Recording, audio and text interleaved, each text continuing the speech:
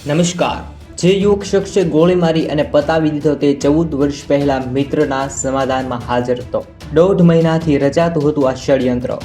વેળાવદરમાં ગઈકાલે સાંજે સરા જાહેરમાં ફાયરિંગ કરી યુવકને મોતને ઘાટ ઉતારી દેવાનો મામલો સામે આવ્યો છે અને અગાઉના મન દુઃખદને લઈને હાલ એમને પતાવી દીધો છે અને પ્રાથમિક કારણ મૃતકના ભાઈએ નોંધાવેલી ફરિયાદમાં જણાવ્યું છે। 1.5 માસ પહેલાની વાત છે, જ્યાં આરોપી શખ્સે ઘટના સ્થળે આવી અને મૃતક સામે કતરાઈને જોઈ બાઇક રેસ કરતો હતો। ફાયરિંગ પિસ્તોલમાંથી કર્યું હતું અને ત્યારે પિસ્તોલ ક્યાંથી લઈ આવ્યો હશે તે દિશામાં અને નાસી ગયેલા હત્યારા આરોપીને ઝડપી પાડવા માટે પોલીસ જુદી જુદી ટીમો અલગ અલગ દિશામાં તપાસ કરી રહી છે।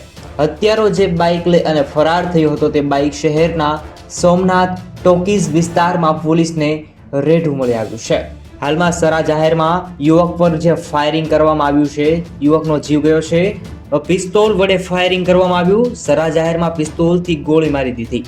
વેરાવદરમાં સરા જાહેરમાં ફાયરિંગ થયું છે। આરોપી મારા ભાઈ સામે કતરાઈને જોતો હતો, એમના ભાઈએ કહ્યું છે।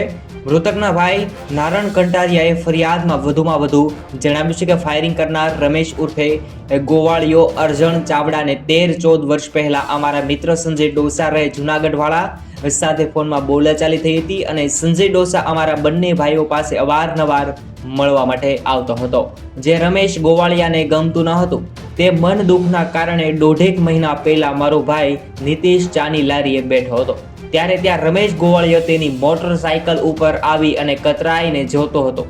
થોડીવાર મોટરસાયકલ રેસ કરી જતો રહેતો હતો અને હાલમાં ઉપરોક્ત વિગતોના આધારે પોલીસ રમેશ ઉર્ફે ગોવાળિયો અર્જણ ચાવડા સામે આઈપીસી કલમ 302 હથિયાર ધારા કલમ 25 હાલ અલગ અલગ ગુના પર તપાસ નોંધવામાં આવી રહી છે।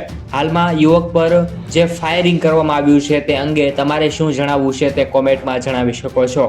જય હિન્દ, વંદે માતરમ।